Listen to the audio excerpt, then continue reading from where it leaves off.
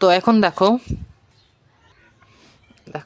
এই ধারাটাকে কিন্তু আমরা একটা সমীকরণের রূপ দিতে পারি, কিন্তু এটা অনেক সময় সাপেক্ষ একটা ব্যাপার। তুমি কিন্তু ম্যাথ অলিম্পিয়াড রিজিওনাল লেভেলে টাইম পাবা না, ন্যাশনালে পাবা। তো এটাকে তুমি যখন সমীকরণ লিখবা যে দেখবা যে এনতম পদটা আসছে কি, যে এন স্কোয়ার প্লাস এন, এর হলো এনতম পদ আসবে। আচ্ছা দেখো, যেমন প্রথম পদটা কি আসে, প্রথম পদটা ছিল 2কে আমরা লিখতে পারি 1 স্কোয়ার প্লাস 1 এরকম আকারে।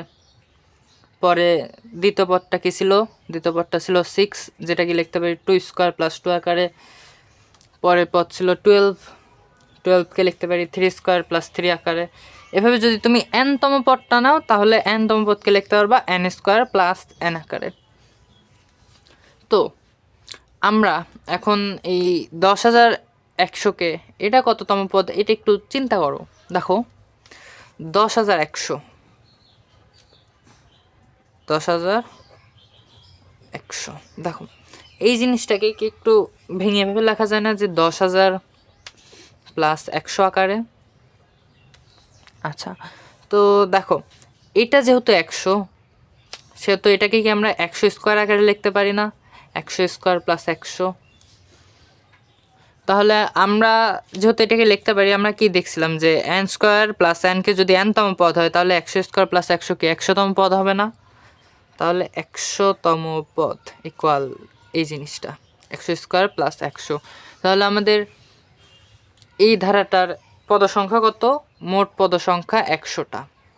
তাহলে তো আমরা এখান থেকে ইজিলি যোগফলটা বের করতে পারি। যোগফল কি দেখছিলাম, যোগফল দেখছিলাম যে এই যে যোগফল ছিল এই যে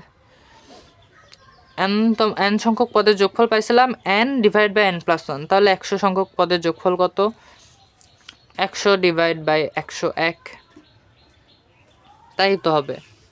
আচ্ছা এখন দেখো আমরা কিন্তু এখান থেকে x কমন নিয়েছিলাম, আর এই সবগুলা যোগ করে পাইছি যে 100 ডিভাইড বাই 101। তাহলে আমরা মোট কি পাইছি, যে তাহলে আমরা আসলে পাইছি যে x into 100 divide by 101 equals to 1, বা এক্সটাকে